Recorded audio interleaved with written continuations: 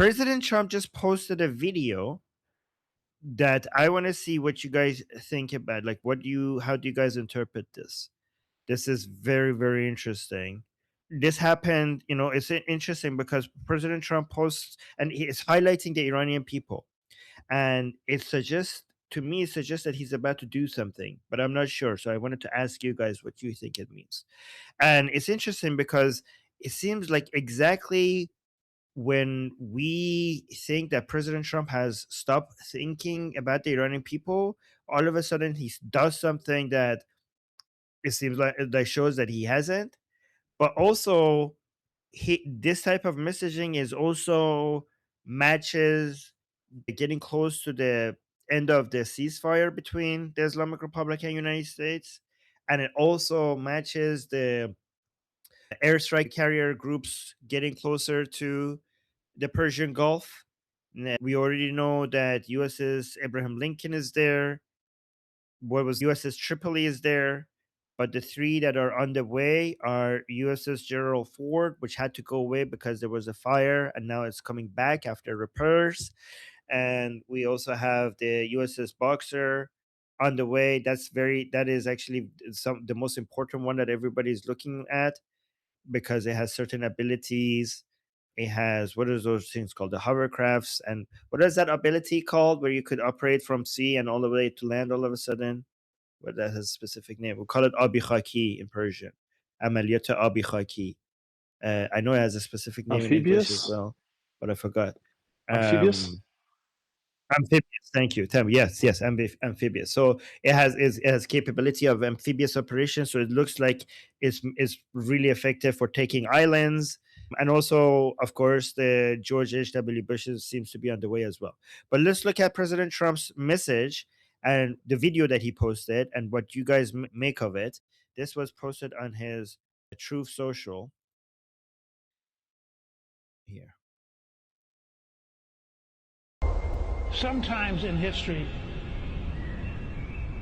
there's this magic moment. Somebody appears on the scene and everything changes. I am with you. We've never seen anything like this. I will fight for you. This was a man who's met his destiny. And I will win for you. He said he was saved by God in order to make America great again.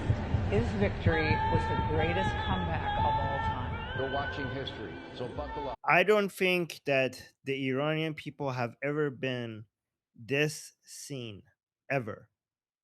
And I don't think that their voice has ever been amplified to this extent ever either. I don't know if you've seen it before.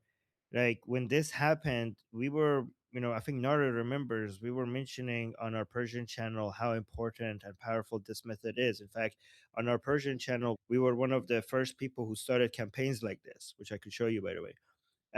And we said that these simple acts could have a huge impact for the world to basically see you and hear your voice. But even us didn't anticipate this person right here is risking his life, right? Inside Iran. This is from inside Iran. And I hope he knows that this simple act was posted by the president of the United States. And because I know when he was doing this, he was risking his life, not knowing whether anybody would see this or anybody would hear his voice. And now that simple message is now amplified in a way that I don't know if you ever could imagine. And I just hope he sees that it was amplified. And look at this whole thing. Like it's just Iranians everywhere, and President Trump is like noticing them. And then look at all of, like, when we were advertising and promoting all of these street protests, Iranians all around the world, in Canada, Switzerland, Britain, Australia, Germany, France, we were telling people, Iranians, that this is going to work. Like this is what you do so that the world hears your voice. And seeing it now President Trump is posting it, so it did work. It did end up working. And I want to know what you guys think this is hinting at, because it seems like President Trump is getting ready to do something really big. On our Persian channel, we put out a campaign for Iranians, for example. Like we had so many campaigns like this. This is from October 19th, 2025, right? And this is like 31 minutes of videos back to back, and this is just one of our campaigns of videos back to back from Iranians inside Iran. Look, let me see what they said here. من ربات نیستم.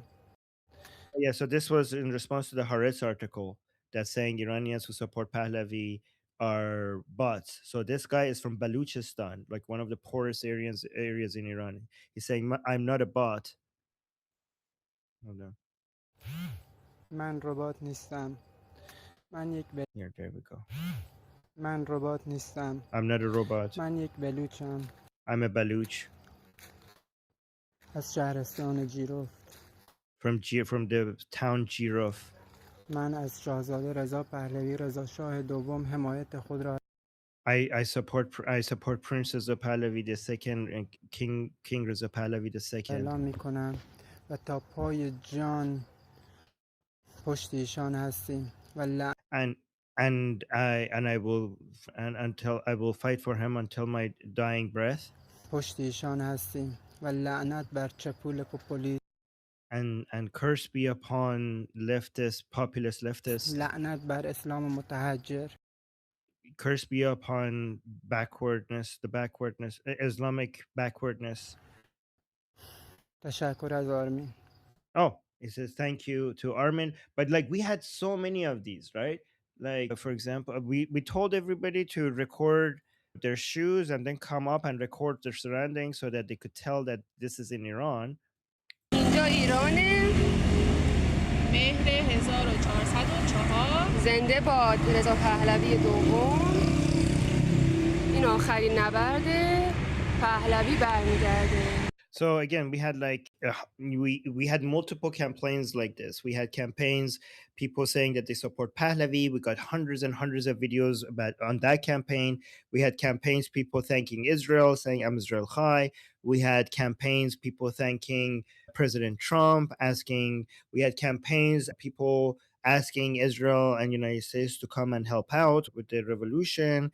So that ended up being a very effective way to get their voices out, because the Iranian diaspora, we kept on saying these things. We kept on saying we're pro, America, we're pro-Israel. They kept on trying to create a divide between Iranians inside Iran and Iranians outside of Iran, saying that it's just the Iranian diaspora that believes in these things and it doesn't really represent the Iranians inside Iran.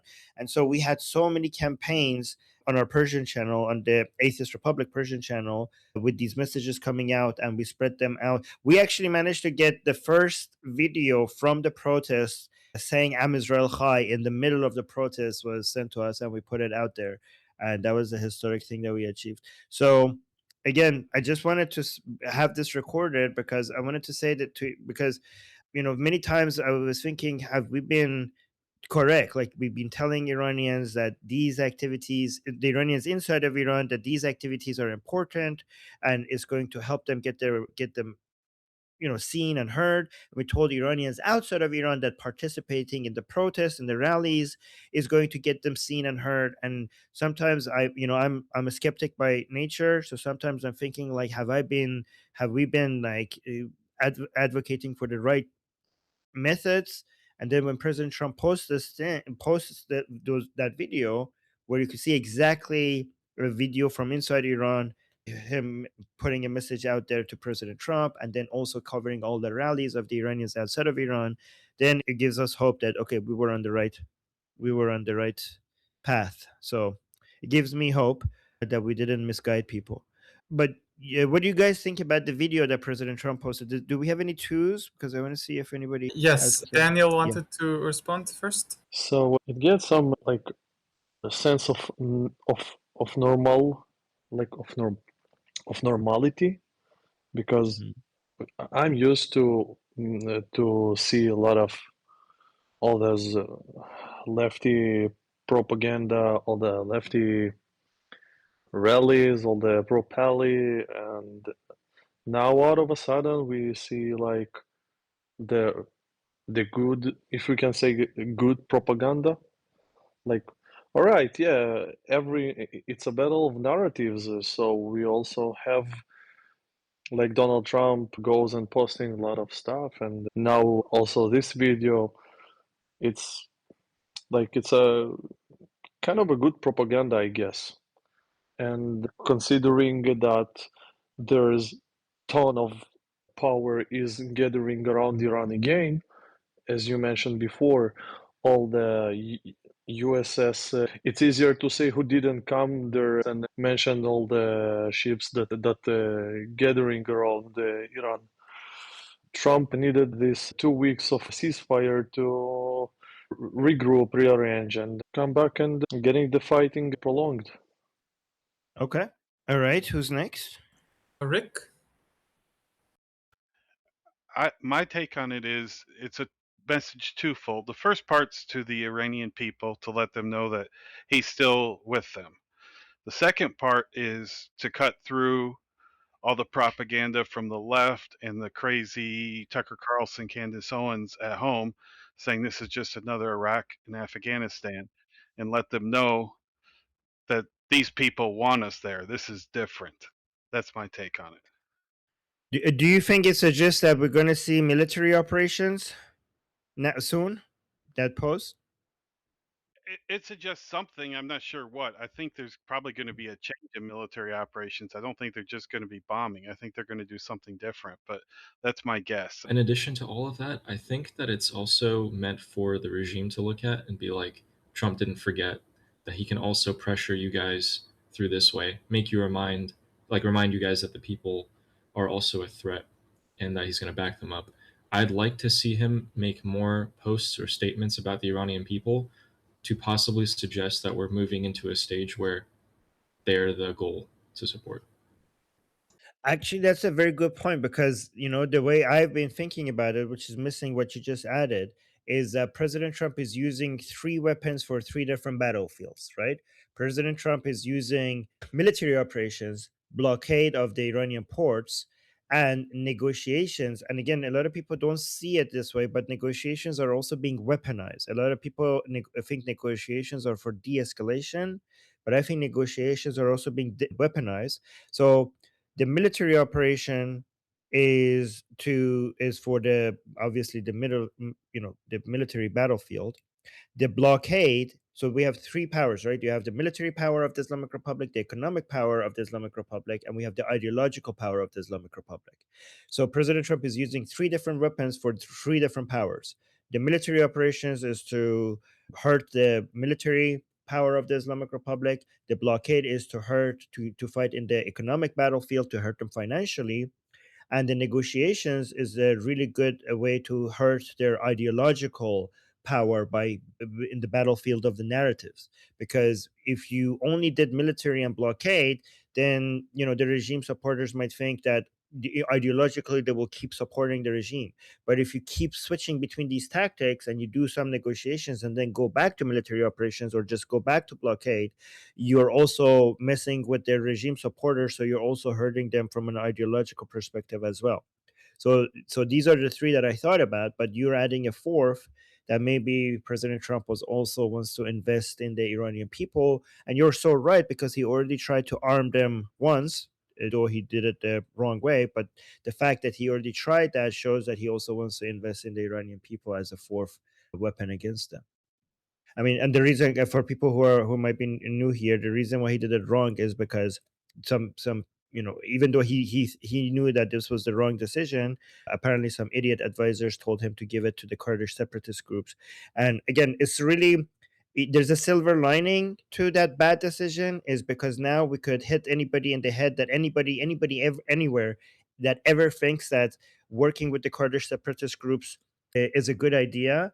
This betrayal, because President Trump confirmed that they kept their weapons to themselves and they stole it. So these Kurdish separatist groups have already years of blood on their hand, and especially Kurdish blood on their hand.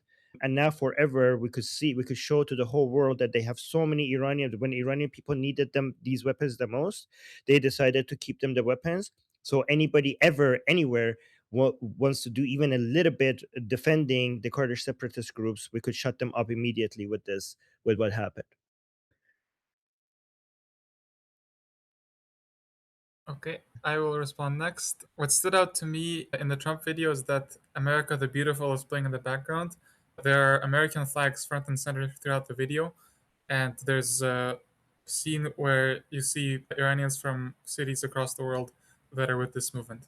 So I think, first and foremost, this is a message to his supporters that Iranians are friends of the US and that this is what they want. Oh, you're saying there was Iranian flags everywhere?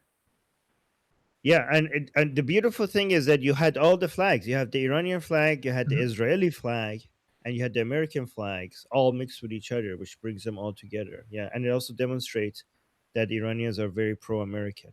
It also shows that the President Trump has completely abandoned the anti-Israeli parts of MAGA. Next, Nari. I wanted to add something in terms of pattern recognition, because what we're seeing right now feels so much like what we were going through before the start of the war. Every morning we would wake up, we would see something posted, and we would get either disappointed on the surface level or become hopeful just based on what President Trump would post. And I feel like this is very similar to that. One day he says something and we're like, oh, it's over, it's not going to happen. And this is just a surface level without any deeper analysis. And then the next day he starts talking about the Iranian people and like the revolution and everything. So it feels so much like before the start of the war. And I know personally so many people that the day before the first strike, many people were already very disappointed and already had wrapped up their mind around this is not going to happen. So it feels a lot like that. So maybe we will see it again like we did before.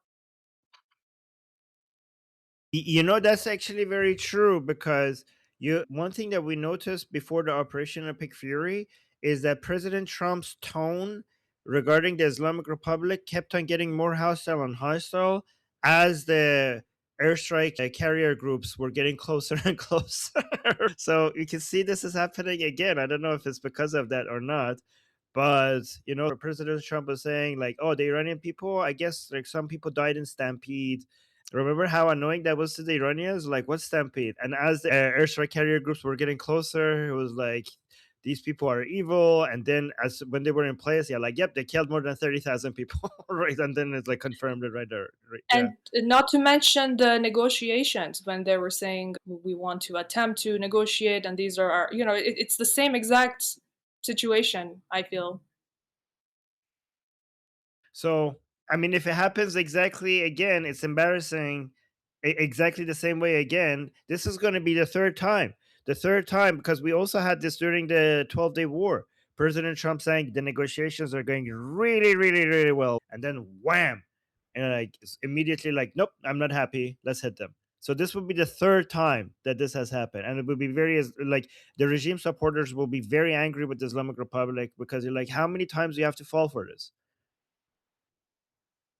Yeah, they're already angry too. They're very angry. Yeah, they're already beefing with Arakchi. Yes, yes. You know, I follow them. It's so beautiful. It's one of the fun parts of my job is to follow regime supporters and see what they're angry about. It's the most fun part of what I do. Okay. Okay, I got disconnected for a second. I don't know if anyone heard me, but I said Sketch was next to respond. Sketch.